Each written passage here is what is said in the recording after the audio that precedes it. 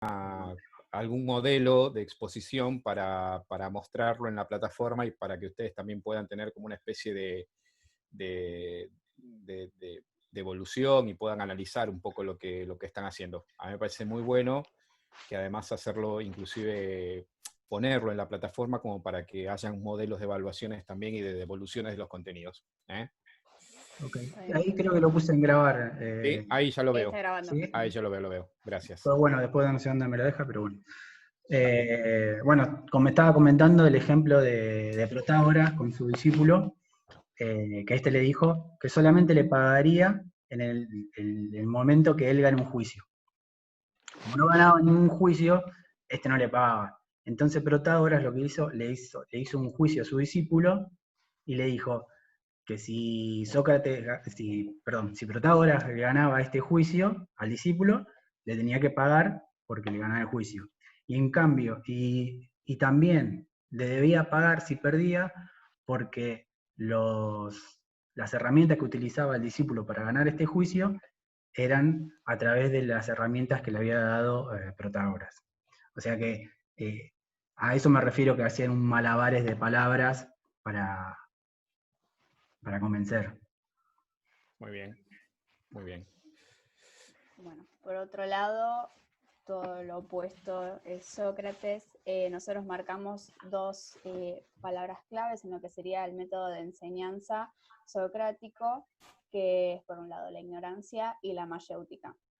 En el proceso de enseñanza de Sócrates creía que lo fundamental era reconocer la ignorancia que cada uno poseía, digamos, y de esta manera, reconociendo la ignorancia no como algo malo, sino como algo positivo, ya que al reconocer la ignorancia uno puede salir del estado de ignorancia.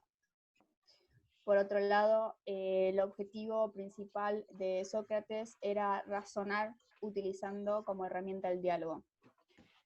Diálogo que consistía en ironizar y refutar las teorías a través de preguntas, por medio de las preguntas. Siempre y cuando se siga la coherencia y la lógica que la teoría fundamentaba.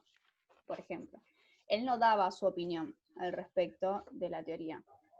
Por ejemplo, si Pablo plantea, no sé, que el hombre, por ser más fuerte que la mujer, merece más derechos por sobre esta,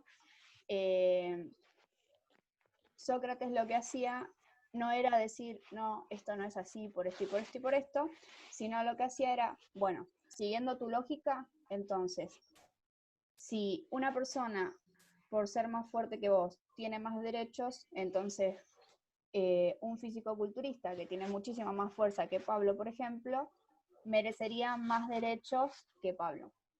Y así es como él daba de baja, digamos, las teorías, en parte.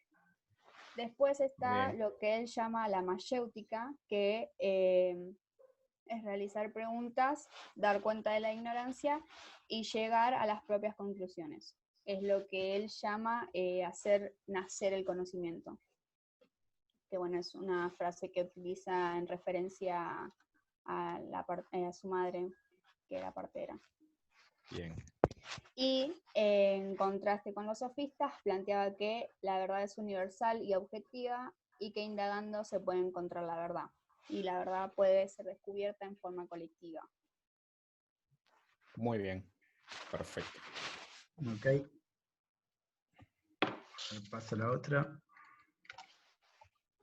Bueno, acá tenemos 3 citas cada uno, Muy de bien. 3 diferentes sofistas y 3 de Sócrates.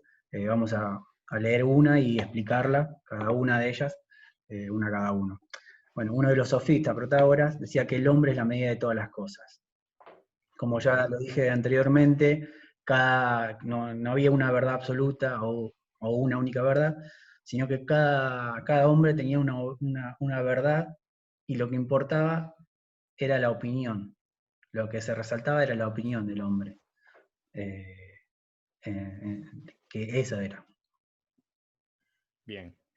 Por otro lado, una cita importante de Sócrates es: el conocimiento empieza en el asombro, que es justamente una vez que uno se declara, por así decirlo, ignorante y reconoce su ignorancia, a partir de ahí uno puede entender si lo que uno creía conocer es realmente como lo creía, o si a partir de esa ignorancia se va a adquirir nuevos conocimientos, digamos, una nueva enseñanza. Muy bien. La otra frase de Gorgias, que decía: los oradores son similares a las ranas, y éstas croan en el agua, y ellos en el estrado del tribunal. Acá lo que hace referencia a Gorgia es una metáfora sobre los grandes maestros de la retórica. Ujú. Eso. Bien. Y te hago una consulta acá, Pablo, con respecto a esto. ¿Te parece que es una crítica o es algo positivo? O sea, ¿qué es lo que No, está haciendo? para mí ¿O lo los toma, está, para mí lo toma como una crítica, y lo está haciendo en claro, forma crítica. los está como ridiculizando, ¿no? Exacto. Bien, muy bien. Flor. Bueno, por otro lado, también tenemos una cita: el grado sumo del saber es contemplar el porqué, que bueno, es justamente que yo, al plantear una hipótesis o una tesis, yo pueda fundamentar esa tesis y que no sea únicamente, bueno, yo digo esto y es así porque yo lo digo, sino tener fundamentos y, como dice acá, ¿no?, el porqué de ese saber. Y la última de los sofistas es: lo justo no es otra cosa que lo que conviene al más fuerte, por Trasimaco. Acá justamente también habla de la justicia, y que la justicia solo se aplica o es conveniente solamente para los poderosos, los ricos o los gobernantes. Que los estados hacen sus leyes a su conveniencia, por ejemplo.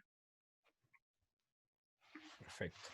Y por último, la última cita, no solo de Sócrates, sino de la diapositiva, creo que es una de las frases más conocidas, incluso fuera del ámbito de la filosofía, que es, bueno, solo sé que no sé nada, y habla justamente del reconocimiento de la ignorancia para justamente poder salir de este estado de ignorancia. ¿Vos conocías esta frase? Sí, ¿La habías escuchado alguna vez? Ah, sí, sí, ya la había escuchado. Muy bien. ¿Sabías que era de Sócrates? No tenía idea. Antes No de tenías ni ver idea. filosofía no tenía idea. Está bien. Muy bien. Muy bien. Yo estaba creído que era otra persona, otro filósofo el que Y lo lo que había pasa dicho. es que es una frase tan famosa y popular que a veces esas cosas Confunda. que uno no sabe cuál es el origen, pero que las vamos como repitiendo, ¿no? Sí. Eso también forma parte un poco de las cosas que vamos como repitiendo a lo largo del tiempo. Bien. ¿Qué más, Bueno. chicos? Bueno, y ahora vamos a hablar del juicio, Ujú. y más que nada para hacer referencia a la defensa que utilizó Sócrates en su juicio. Bueno, antes de empezar a hablar de la defensa, en el juicio de Sócrates tenemos que hablar de qué lo acusaban y quiénes eran sus acusadores. ¿De qué se lo acusaba? Se lo acusaba de corromper a los jóvenes y de no creer en los dioses de la ciudad. Y en el estrado tenía a 3 acusadores: a Meleto, que representaba a... No estoy leyendo acá, que no me acuerdo. Que Meleto creo que representaba a los poetas. A ver, Sí. perdón. Creo que Meleto representaba a los poetas, Licón, que representaba Los oradores. a los ¿Oradores? oradores, y Anito, que representaba a los políticos. Muy bien. Bueno, durante el juicio, bueno, cuando lo acusaban de corromper a los jóvenes, él decía que yo no enseño y menos por dinero. A él se lo acusaba justamente de lo que él no hacía, de lo que hacían sus contrarios, sus enemigos, por así decirlo, los sofistas, por ejemplo. Y él también dice que su mala fama ha sido construida no llego a leer, para leerlo textual y no... a ver, corro. Calumniadores, disgustados por mis palabras. Mi fama ha sido construida por calumniadores disgustados por mis palabras. ¿A qué se refería eso? Que él tuvo una gran reputación en Atenas, pero esto también le trajo muchos enemigos, porque no era una persona que se quedaba en un solo lugar, sino que le gustaba, era tipo un revolucionario, o ¿cómo es que se dice? Un transgresor. Eso, eso es lo que era él. Entonces, él, por ejemplo, exponía a otros, a las personas estas que decían sabérsela toda, por ejemplo, a los artesanos especializados en algo, y les preguntaba le hacía preguntas profundas y esto no podían expresarse o no podían explicarlas, o a los poetas les trataba de decir que le expliquen sus poesías y estos no podían hacerlo. Entonces ahí es que eso molestaba a las otras personas. Por eso dice que su mala fama por esta gente de Muy la bien. poesía. Bien. Y que nunca ha sido guía de los jóvenes, que, bueno, él solamente hablaba en espacios abiertos, no le cobraba a nadie, no le decía a nadie qué es lo que tenían que hacer. Bueno, eso fue parte de la defensa de la primera acusación. Y de no creer en los dioses de la ciudad, sino en otros, él hace una pregunta en un momento de su defensa que dice, ¿cómo puedo enseñar a creer en otros dioses si soy ateo?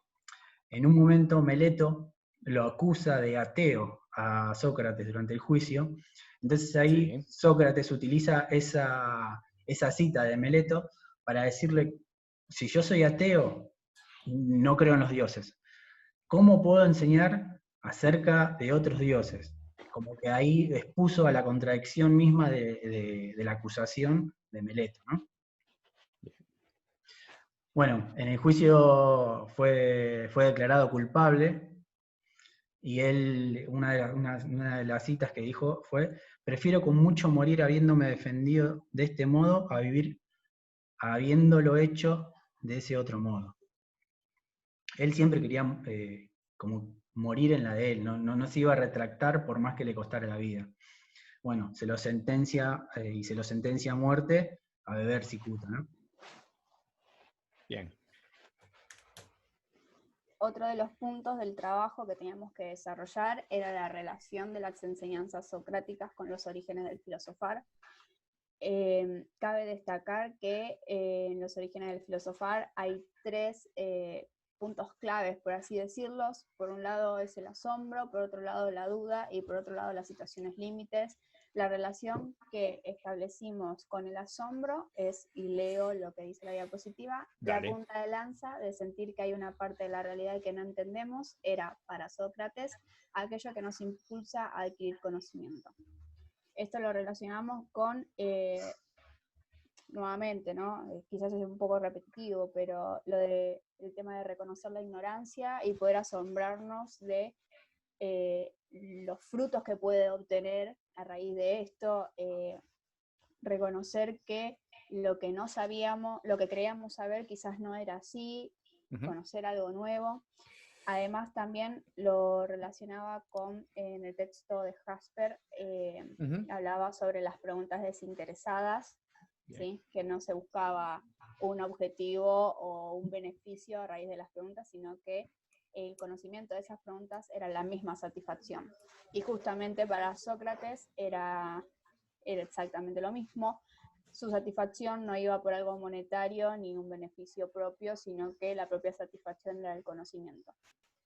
Y quizá ahora que lo mencionas, ¿no? A mí se me ocurre que este punto puede sonar repetitivo, pero muchas veces tiene que ver con inclusive las mismas cosas de las que nosotros sabemos o conocemos, con el paso del tiempo y con la madurez también de la propia vida, van adquiriendo otra carga también, ¿no? Uno va profundizando sobre un conocimiento y no es que uno está saltando de un conocimiento a otro, sino que de una misma ciencia, de una misma especificidad, uno puede adquirir mayor conocimiento en la medida en que está abierto y quiere profundizar. No sé, se me ocurre, es como si a ustedes le dijeran, miren, todo lo que ustedes van a saber sobre la tecnicatura de analista de sistemas la van a adquirir en estos 3 o 4 años. cuando en realidad probablemente sea el puntapié para que ustedes puedan seguir profundizando en un mismo conocimiento, digamos, ¿no? Y eso no tiene nada de malo, al contrario, me parece que es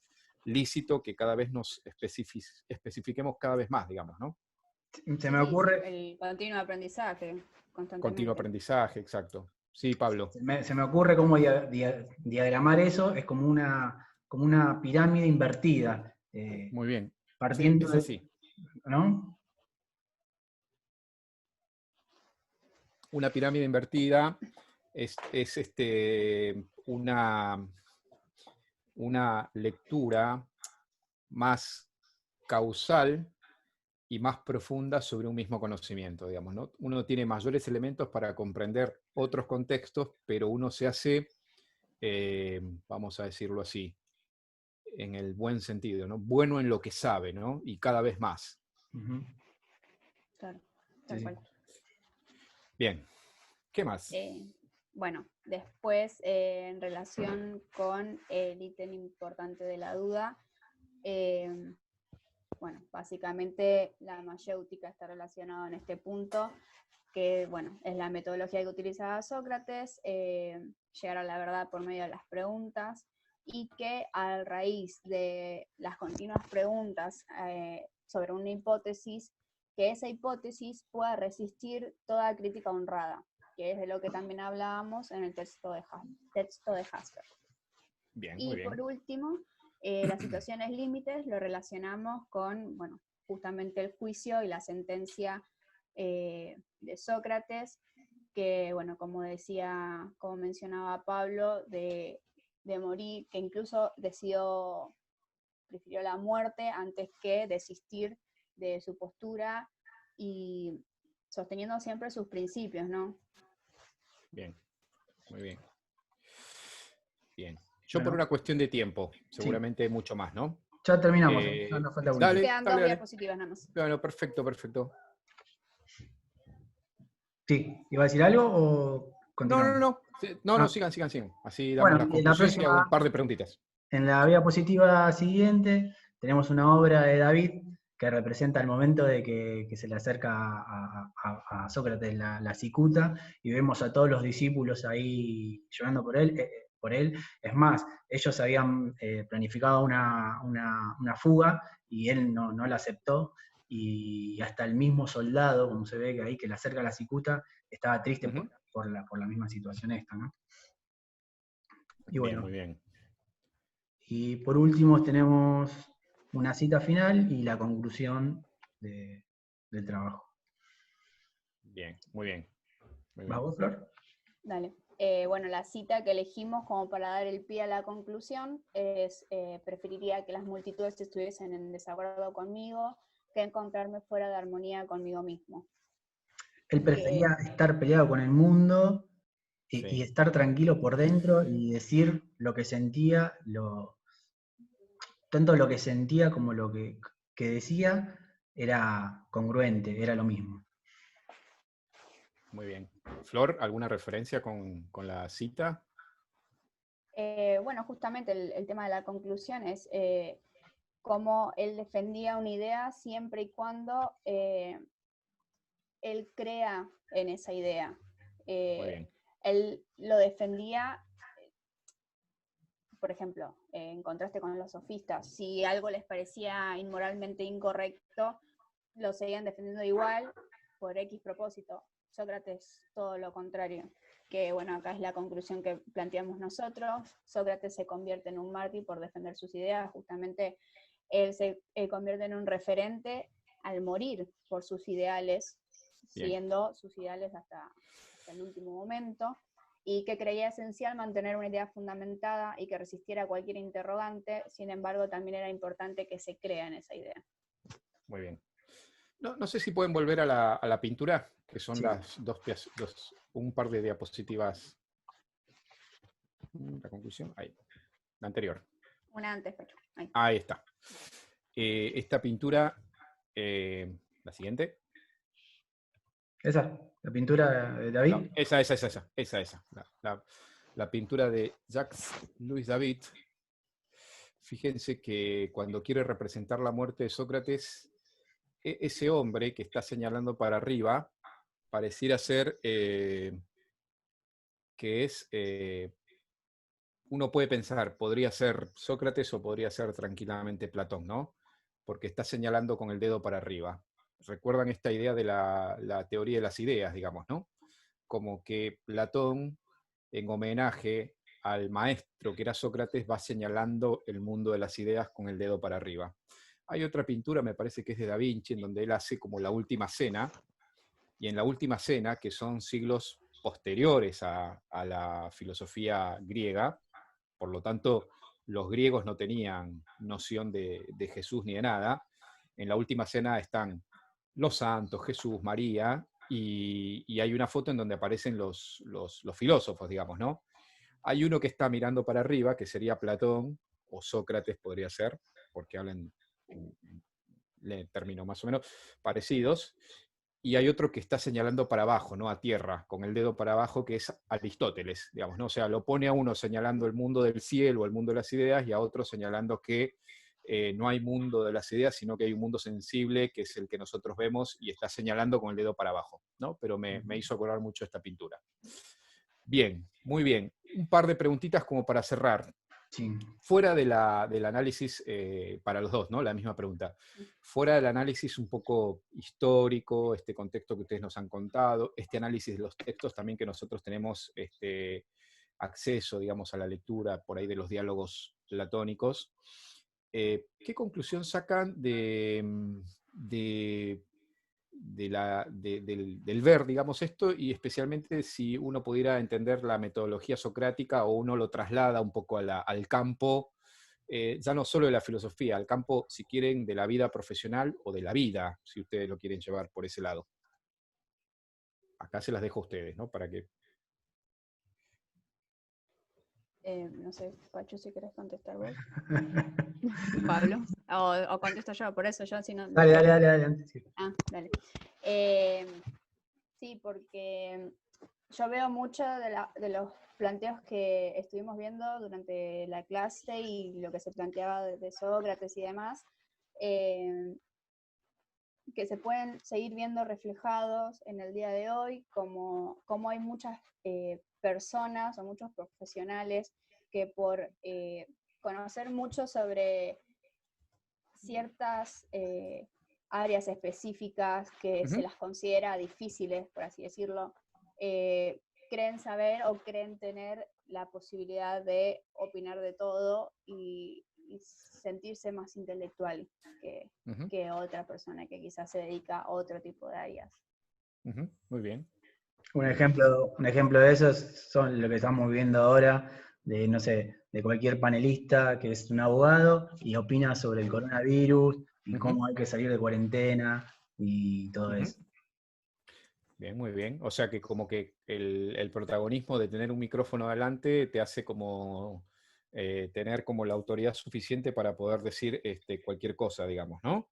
Y más o menos. Y me parece que también, como va lo que escuchaba un poco de ustedes y de lo que habíamos visto en las clases anteriores, que también es la posibilidad de poder abrirnos un poco al mundo y al conocimiento, digamos, ¿no?